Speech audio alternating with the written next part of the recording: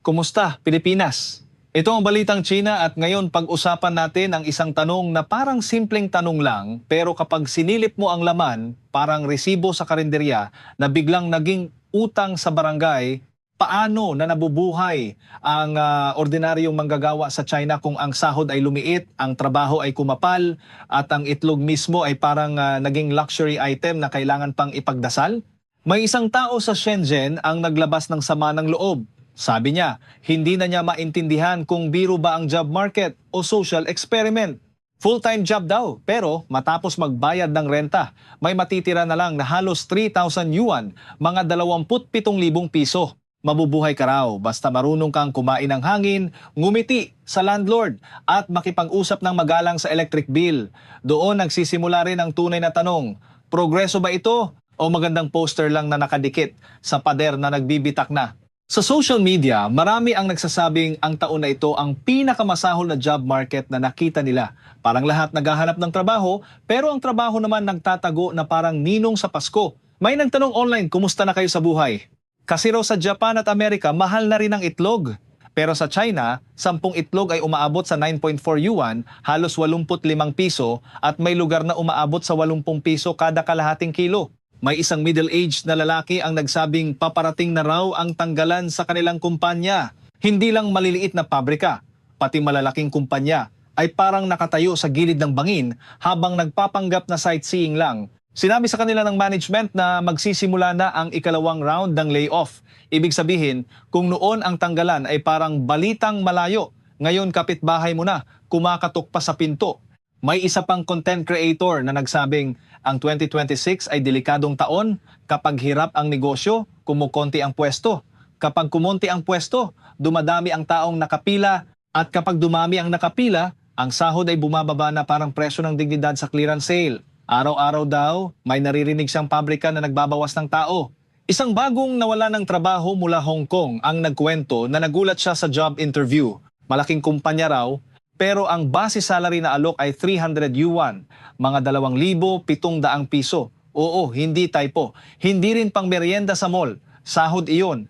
May nagkomento pa na kahit noong 1990s, mababa na ang ganyang halaga. May loader sa ibang lugar na kumikita lang ng 1,500 yuan, mga 13,500 piso. Sa ilang lungsod may 1,200 yuan, mga 10,800 piso, na tila normal na raw.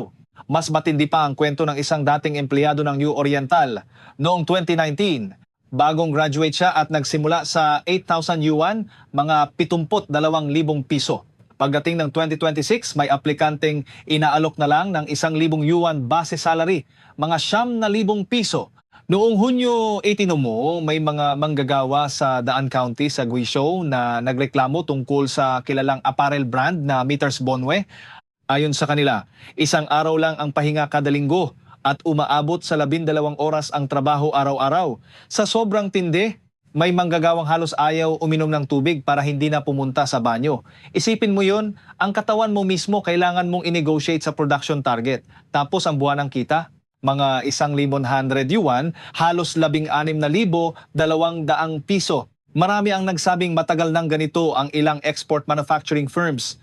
Mahahabang oras, mababang sahod at recruitment poster na parang menu ng mamahaling kainan pero pagdating ng order, kanin lang walang ulam.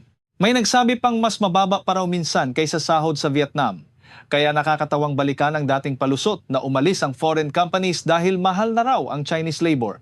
Hindi lang blue-collar workers ang nadudurog. Isang white-collar woman ang nagbahagi ng karanasan matapos 4 na araw pa lang sa bagong trabaho. Dati siyang HR. Dahil matagal nang walang income, tinanggap niya ang trabaho kahit may 40% pay cut. Akala niya HR at admin lang. Pagpasok niya, naging HR, admin, legal, accounting, contract review, expense audit, corporate payment, at minsan pati career. Pero hindi pa tapos. Pinahawak pa sa kanya ang bidding work, isang espesyal na trabaho na kailangang maingat dahil isang maling dokumento, disqualified ang buong project. Ang technical part ay nasa project managers, pero ang commercial part na puno ng registration, pricing, verification at papeles napunta sa kanya. Wala siyang training doon. Pagtingin niya sa market, ang mga taong dedicated sa bidding ay mas mataas pa ang sahod kaysa sa kanya. Kapag wala nang mapuntahan, maraming Chinese ang pumapasok sa food delivery o ride-hailing sa state media. Sinasabi minsan na kaya raw kumita ng 10,000 yuan, mga 70,000 piso ang rider. Maganda pakinggan, parang pangarap, pero may rider na sumabog sa live stream habang nagmamaneho ng electric scooter. Sabi niya, sino raw nagsasabing madali? Para kumita ng 500 yuan, mga 4,500 piso, kailangan niya ng 3 araw. 3 araw sa kalsada, sa ulan, init, traffic, reklamo ng customer at panganib. At bago ka pa maging masaya, bawasan mo pa ang gastos. Ang natira, minsan mas maliit pa kaysa pag-asa. May isang komento online na sobrang dilim ng tono. Nagsasabing handa raw siyang magsakripisyo kapalit ng magandang kinabukasan ng iba. Marami ang sumagot na huwag ganoon, manatiling ligtas at ang buhay pa rin ang pinakamahalaga. May nakapansin na Cambodia ang IP location niya, kaya marami ring nag-alala dahil may reputasyon ang lugar sa online scams at human trafficking. Kapag ang tao ay nauuwi sa ganitong salita, hindi na ito simpleng reklamo sa sahod. Senyales ito ng lipunang maraming pagod na hindi na marunong humingi ng pahinga. May vlogger namang naglabas ng datos tungkol sa income level sa China. Sabi niya, kung kumikita ka ng 5,000 yuan sa isang buwan, mga 45,000 piso, nasa itaas ka na raw ng napakaraming tao. May milyon-milyong walang income. May mahigit 200 milyon na nasa 0 hanggang 500 yuan lang hanggang mga 4,500 piso. May isa pang malaking grupo na nasa 500 hanggang 800 yuan o 4,500 hanggang 7,200 piso. Maraming rural workers at retirees ang nandito. Kapag pinagsama ang mga kumikita ng mas mababa sa 5,000 yuan, lumalabas na umaabot sa halos 1.3 bilyong tao, mga 95% ng populasyon. Ibig sabihin, sa internet mukhang lahat may sports car, luxury bag at kondo. Pero sa lupa, maraming tao ang nagkakasya sa kita na pang isang buwan sa TikTok pero pang isang linggo lang sa realidad. Ang 5,000 hanggang 10,000 yuan o 45,000 hanggang 70,000 piso ay grupo na ng mid-level managers. Ang 10,000 hanggang 20,000 yuan, mga 70 hanggang 180,000 piso ay maliit na porsyento lang. At ang higit 20,000 yuan, mahigit 180,000 piso ay humigit kumulang 700,000 lang sa buong bansa.